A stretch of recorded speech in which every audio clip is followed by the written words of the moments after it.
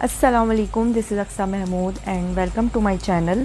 आज की वीडियो में मैंने एक बड़ी पुरानी क्लिप ऐड की है। आप लोगों ने काफ़ी दफ़ा कहा है कि आप ही हमें बच्चों के जो न्यू बॉर्न बच्चे हैं उनकी मालिश पूरी सिखाएं। तो मैंने कुछ अर्सा पहले एक वीडियो अपलोड की थी जिसमें हरीम थोड़ी बड़ी थी। ये वाली जो क्लिप मुझे मिली है ना, ये मैंने उस वक्त शूट की थी क्योंकि मुझे अंदाज़ा था कि इसकी बर्थ के बाद लाजमी ये कॉमेंट्स आएंगे कि आप ही हमें न्यू बॉर्न मसाज सिखाएं, जो पूरी ऑयलिंग करते हैं वो सिखाएं। तो ये क्लिप है 15 अक्टूबर की, यानी कि हरीम पूरे 11 दिन की है। तो जब मैंने ये वीडियो क्लिप शूट करके रख ली थी कि जब मुझे टाइम मिलेगा मैं एडिट करके इसको अपलोड कर दूंगी, but as you know content के साथ साथ जिम्मेदारियां भी बढ़ती चली गई और टाइम बहुत शॉर्ट होता है। तो मैंने जल्दी जल्दी सारे इस तरह के क्लिप्स बहुत सारे मैंने शूट करके रखे हुए हैं कि न्यू बॉर्न बहुत तेजी से ग्रो करते हैं, वो हर दिन बड़े होते रहते हैं। और उस दौरान मैं वीडियोस तो बना ही नहीं रही थी, तो इसलिए सिर्फ मैं शूट करके रख लेती थी, रिकॉर्ड करके रख लेती थी। तो मैंने उस दौरान शायद एक लाइव स्ट्रीम में भी कहा था कि मैं आजकल सिर्फ शूटिंग कर रही हूँ, मैं कुछ भी एडिटिंग नहीं कर रही हूँ। मैंने पूरे एक महीना, जब हरीम हुई थी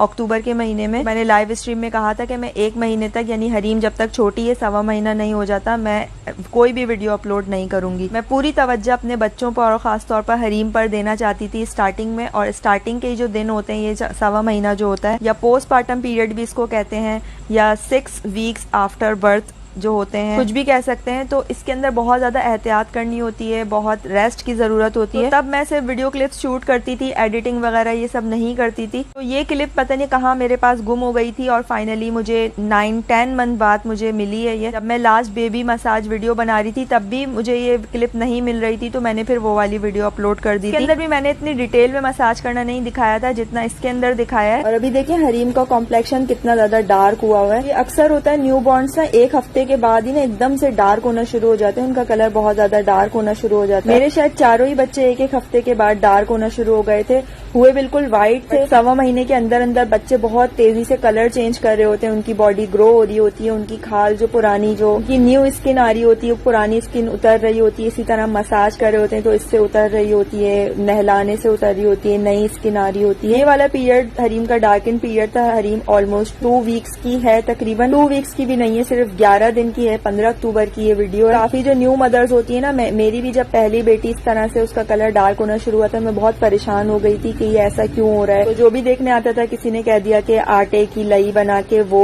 उससे मसाज करो, उससे रगड़ो, वहाँ उतरेगा। जब फीड कराती रहो तो इस तरह करती रहो। फर्स्ट तो मेरा सी सेक्शन हुआ था, तो सी सेक्शन में पहले इतनी तकलीफ हो रही होती है और फिर ये फालतू के, उस वक्त ये सब करना मुझे काफी मुश्किल लग रहा था कि मैं कैसे करूंगी। खासतौर पर जो खवातीन अकेली रहती हैं, सारा काम उन्हें घर का खुद ही करना होता है, कोई हेल्पर नहीं होती, बच्चे को भी खुद देखना है, अपने आप को भी खुद देखना है, घर को भी खुद देखना है। वो खवातीन ज्यादा अच्छी तरह रिलेट कर पाएंगी शायद। फिर मेरी अम्मी ने कहा कि ऐसा कुछ भी करने की जरूरत नहीं है, बच्चों का जो ये रुआ होता है ये खुद ही से ही खत्म हो जाता है। मेरी मदर बताती हैं कि उन्होंने कभी भी जो बच्चों की नाक को दबा दबा के सीधा करती हैं, औरतें जो मसाज करती हैं नाक पे कि नाक खड़ी हो जाए, माथा चपटा करने के लिए वो हथेलियों से क्या क्या करती हैं, और ये जो आटे की लई बना के वो बच्चों की स्किन पर इस तरह से रगड़ना, ये सब मेरी अम्मी बताती हैं कि उन्होंने कुछ भी नहीं किया। इस वक्त बच्चे इतने ज्यादा सेंसिटिव होते हैं, उनकी स्किन इतनी डेलिकेट होती है कि ये छेड़छाड़ मुझे तो एटलीस्ट पसंद नहीं है बच्चों के लिए। जो खवातीन ऐसा करती हैं या ऐसा मानती हैं तो मैं उनसे बिल्कुल भी डिसएग्री नहीं करती हूँ, बस ये अपनी अपनी चॉइस होती है। मुझे इस तरह से करना बिल्कुल पसंद नहीं है, बच्चों को उन्हीं के हाल पे छोड़ देना मुझे बेहतर लगता है। अल्लाह ताला उनको जिस तरह से ढालना चाहे, उनकी नाक जिस तरह से बनाना चाहे, जितनी भी हम कोशिश कर लें बच्चे का सर बिठाने की, इस दौरान सर की शेप जिस तरह से होनी होगी वो खुद ही से एडजस्ट हो जाएगी।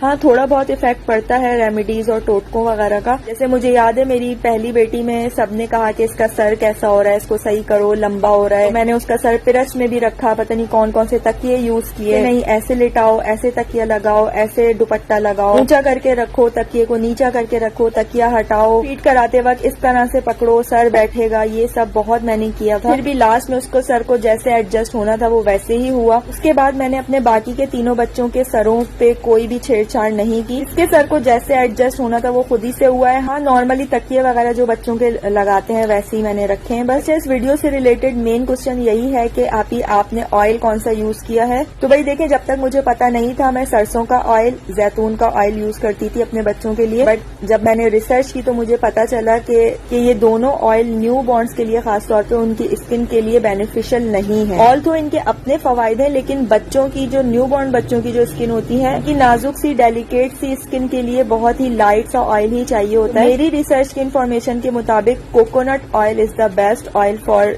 Newborn skin. कोकोनट ऑयल जो है ना वो बहुत जल्दी जज्ब हो जाता है स्किन में, वो किसी की भी स्किन हो, बड़ों की हो, बच्चों की हो, सर में भी हम इवन उसे लगाएंगे बहुत जल्दी से वो एब्जॉर्ब हो जाता है। मैंने नॉर्मली अपने बच्चों की ऑयलिंग सरसों के तेल से भी की है, जैतून के तेल से भी की है और कोकोनट ऑयल से भी की है। अच्छा, कोकोनट ऑयल जो है ना एक बेहतरीन ऑइंटमेंट है जो बच्चों की जब नाफ उतरती है ना, मैंने अपने सारे बेबीज के बेली बटन में स्टार्टिंग से ही कोकोनट ऑयल के 2-3 ड्रॉप्स में रोजाना डालती रहती थी। नाफ तकरीबन 2 से 3 या 4 दिन या 1 हफ्ते बाद झड़ जाती है अमूमन, को बिल्कुल भी खुश्क नहीं होने देते हैं। स्टार्टिंग से ही बिल्कुल फर्स्ट डे से ही कोकोनट ऑयल के 1-2 ड्रॉप्स बस डालने होते हैं ताकि बच्चे को तकलीफ ना हो, खुश्क ना रहे और बहुत आराम से वो नाफ उतर जाती है। तो हरीम की नाफ के साथ तो थोड़ी सी कॉम्प्लिकेशंस हो गई थी। एज यू नो इसकी बर्थ घर पर ही हुई थी, एज सच कोई इन्फेक्शन नहीं हुआ था अल्हम्दुलिल्लाह। बट अपने बाकी बच्चों से कंपेयर करूं तो हरीम की नाफ को रिकवर होने में थोड़ा टाइम ज्यादा लगा था, बट अल्हम्दुलिल्लाह ये 1.25 महीने में बिल्कुल सेट हो गई थी। वीडियो में भी आपने देखा हो काफी ज्यादा स्वेलिंग आपको नजर आई हो। 1 वीक के बाद मैंने डॉक्टर को दिखा दिया था, डॉक्टर ने बोला था हाँ ओके है, कोई इतना मसला नहीं है, बस आप कोकोनट ऑयल ही डालती रहें। माशाल्लाह फिर सेट हो गई थी। अच्छा, सर के मसाज की अगर हम बात करें तो सर के मसाज के लिए भी मैं यही ऑयल यूज करती थी, बॉडी के लिए यूज करती थी। फेस पर भी मैं ऑयल का हल्का सा हाथ फेर देती थी लास्ट में। अच्छा, मैंने जब भी बच्चों के मालिश किए ना तो डायपर को रिमूव करके फिर मैंने किए मालिश। तो यहाँ वीडियो बनाने के लिए मैंने इसको डायपर पहना दिया था, लेकिन मैंने इसको उसके डायपर एरिया में भी रैशेस से बचने के लिए ऑयलिंग जरूरी है। बच्चों को ना स्टार्ट से ही थोड़ा बहुत मूव करवाते रहना चाहिए, बिल्कुल ही उसको हाथों का खिलौना नहीं बना के रखना चाहिए कि ये मुड़ ना जाए, ऐसा ना हो जाए। न्यूबॉर्न्स को अगर थोड़ा सा हार्डली ट्रीट करेंगे स्टार्टिंग में, तो आपने तो देखा होगा कि मैं हरीम को किस तरह से उसका मसाज करती थी कि माशाल्लाह गर्दन भी 3 मंथ में ठहर गई थी और ये 6 मंथ में इसने बैठना भी स्टार्ट कर दिया था। बहुत ज्यादा हार्ड हाथों से नहीं, लेकिन बहुत ही ज्यादा सॉफ्ट हाथों से भी मसाज ना करें। बच्चों की ऑयलिंग नहीं करते, हम बच्चों का मसाज कर रहे होते हैं। ये वीडियो